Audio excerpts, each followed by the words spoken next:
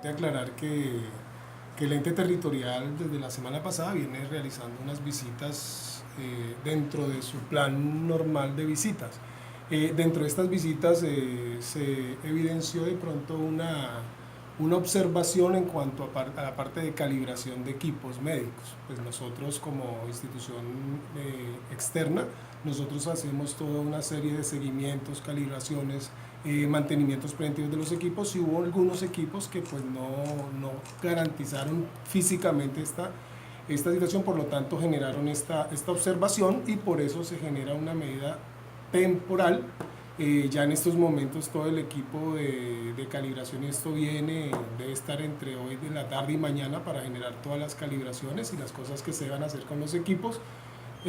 Pensamos dentro de nuestro plan de respuesta que a más tardar el día miércoles, jueves, debemos estar notificando ya el cumplimiento de esto para notificarle al ente y así ellos puedan generar su visita y tener en cuenta el levantamiento de la medida.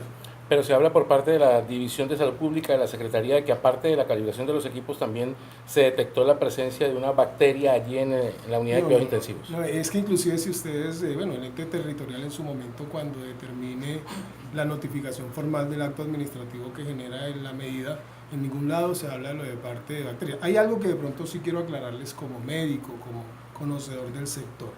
En el ámbito intrahospitalario, en todo lado hay bacterias. Inclusive, uno de los riesgos inherentes que tiene toda persona, inclusive los trabajadores del área de la salud que están en el ámbito hospitalario, es ese: las bacterias intrahospitalarias. Son bacterias que por el manejo de antibióticos, que por el manejo de cosas pueden en algunos momentos generar resistencia.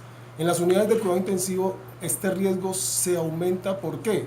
Porque son pacientes que ya de por sí, por su criticidad, generan inmunosupresión. Entonces, por eso, estos pacientes tienen mayor predisposición a que las bacterias sean colonizadoras de esto. Entonces, ¿cuáles son las cosas que nosotros podemos hacer o generar? De pronto, medidas preventivas que minimicen el riesgo, pero es difícil decir que nosotros podemos neutralizar o dejar nulo ese riesgo. Es un riesgo inherente a su inmunosupresión o a su estado de salud, y inherente al entorno en el que estamos en salud. ¿No se supone que una unidad de cuidados intensivos debe estar completamente aislada de cualquier riesgo de bacteria? No. Inclusive la evidencia clínica te da a ti unas tasas esperadas de infecciones intrahospitalarias. Uno habla de brotes cuando están por encima de lo que ya espera que se da. En cualquier unidad de cuidados intensivos en el mundo tú vas a ver que se dan algunas situaciones inherentes a problemas intrahospitalarios, infecciones intrahospitalarias. También es importante aclarar, podemos haber muchas personas colonizadas por bacterias, pero no que nos generen una infección. Yo les pongo un ejemplo. Usted puede tener, a usted se le hace un cultivo en la mano y pueden aparecer 10 bacterias diferentes, pero no quiere decir que usted esté enfermo. Simplemente es un germen que está en su cuerpo, en su organismo, pero que no genera infección. ¿Qué pasa con los pacientes críticos? Todo su proceso de enfermedad genera una inmunosupresión y estas bacterias colonizan. Y las otras bacterias, en el ámbito hospitalario, nosotros llamamos que son bacterias oportunistas, aprovechan esa inmunosupresión, aprovechan ese estado de no defensa del organismo y actúan. Entonces, no existe una unidad de cuidados intensivos en todo el mundo, que se diga que no tiene un riesgo inherente a bacterias intrahospitalarias. Dice Salud Pública de la Secretaría de Salud Departamental que el Instituto Nacional de Salud reporta que no es uno ni dos, sino son varios casos de pacientes a los que se le ha detectado esta bacteria. Bueno, en la reunión que tuvimos con el instituto la semana pasada en una videoconferencia fueron 5 casos que ellos se detectaron. Pero es que esto hay que hacerle todo un análisis de causalidad. De pronto ahorita nos hemos centrado en culpabilidad sin haber hecho un análisis de causalidad. Inclusive, de los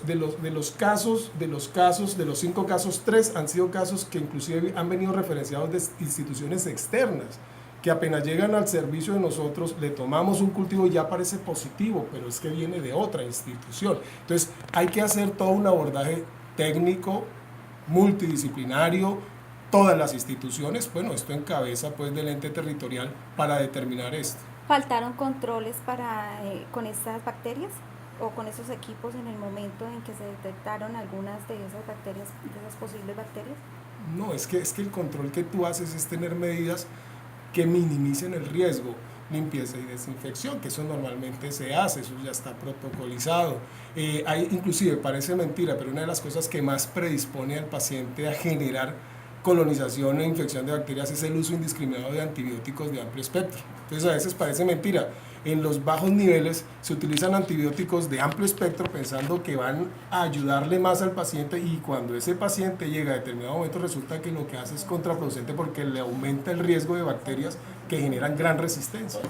Mientras tanto, ¿qué va a pasar con estos pacientes que estaban en la UCI? No, estos pacientes pues nosotros estamos normalmente atendiéndolos como normalmente venimos atendiéndole. La extensión de la medida es simplemente no puedo recibir nuevos pacientes hasta que subsane la situación de los equipos. Es que ni siquiera la medida se toma basado en la parte de lo del supuesto brote. De otra parte, como gerente de la UCI, ¿qué le representa a usted pérdidas de esta medida?